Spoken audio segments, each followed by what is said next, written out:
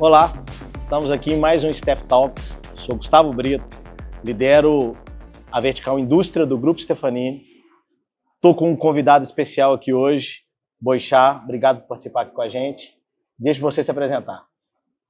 Obrigado pelo convite, Gustavo. Olá a todos, a todos.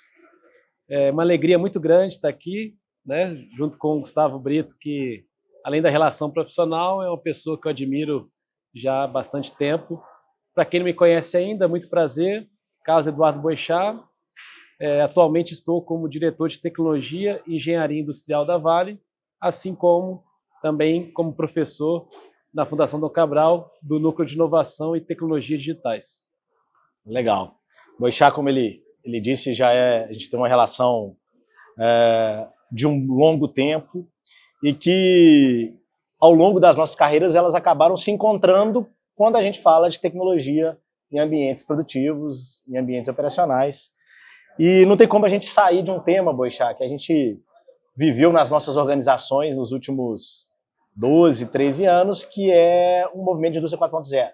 Então, acho que a gente enfrentou desafios, aprendizados, enfim, nos últimos 12, 13 anos, a partir do momento que as organizações de base industrial, elas entenderam que era necessário mudar seus modelos de negócios com foco em aumento de competitividade. Isso tudo, obviamente, surge, a gente sabe muito bem que isso surge na Alemanha, numa feira de Hannover, onde a Angela Merkel ela protocoliza esse início desse movimento.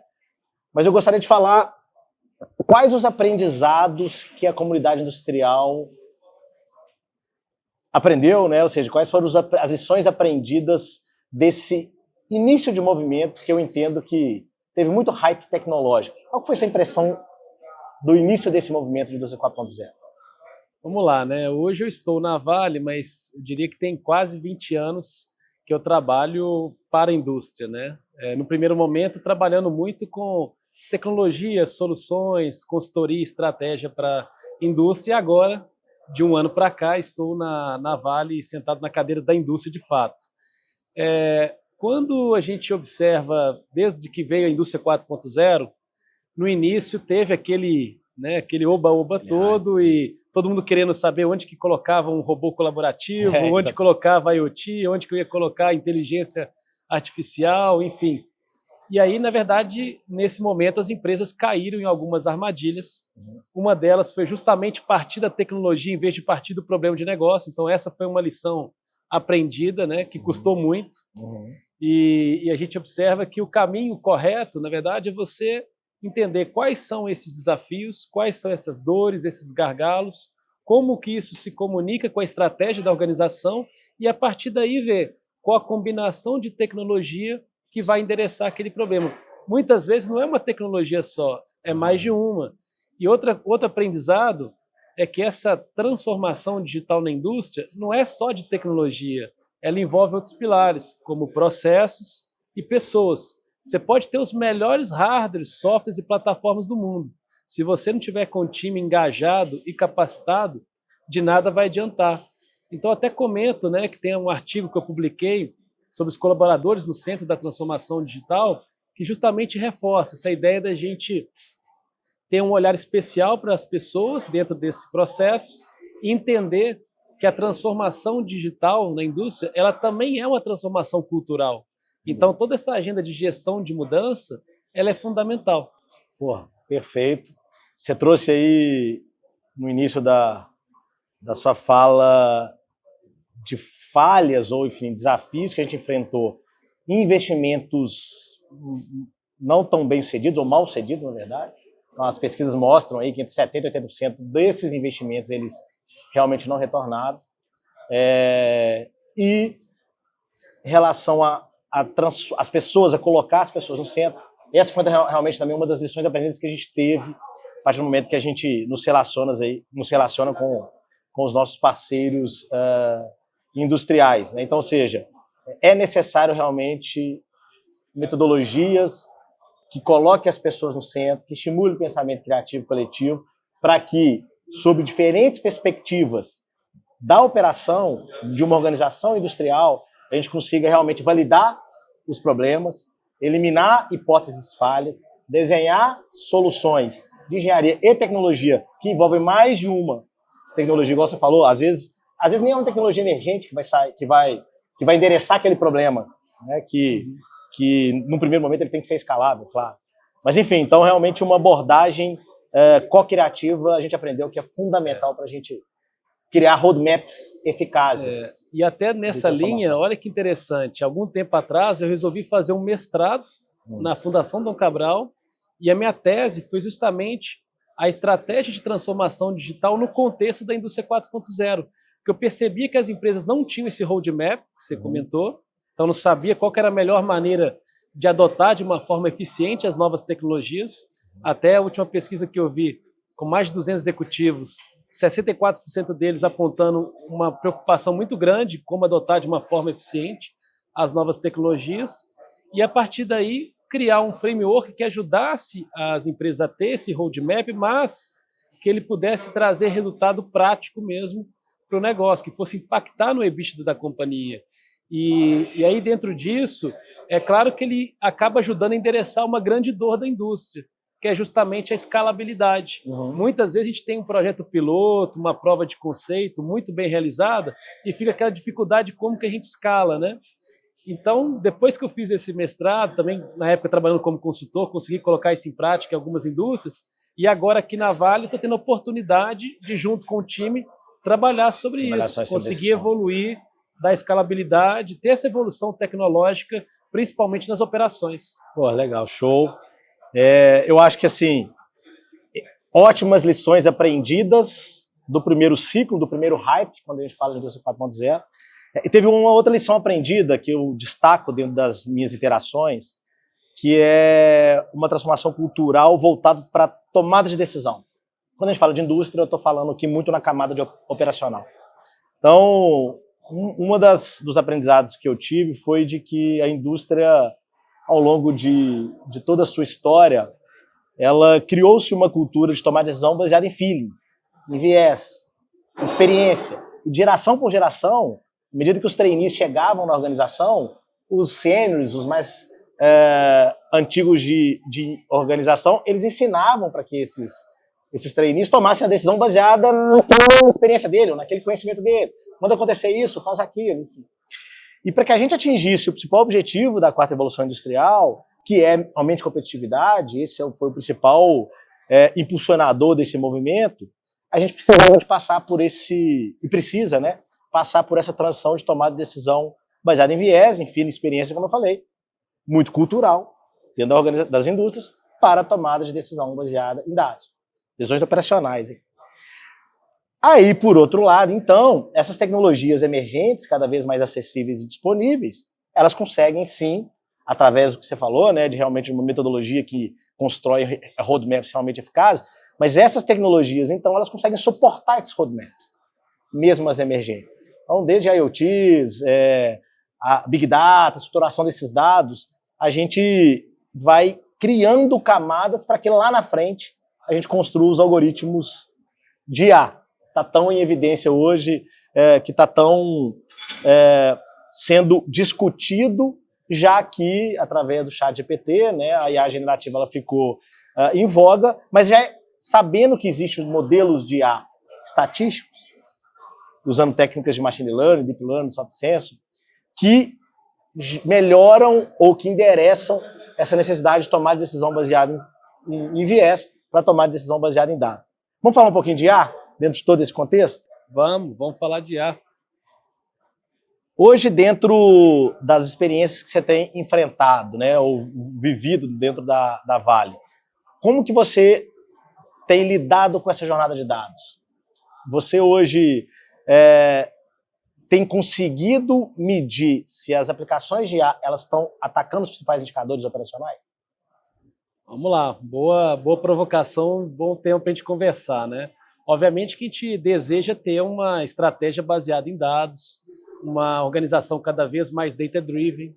A gente trabalha muito sobre o aspecto da democratização dentro da nossa estratégia de IA, Data e Analytics. E a gente tem o AI Center, hoje liderado até pelo Alexandre Pigatti, onde nesse AI Center a gente até fez um movimento agora de levá-lo para Belém.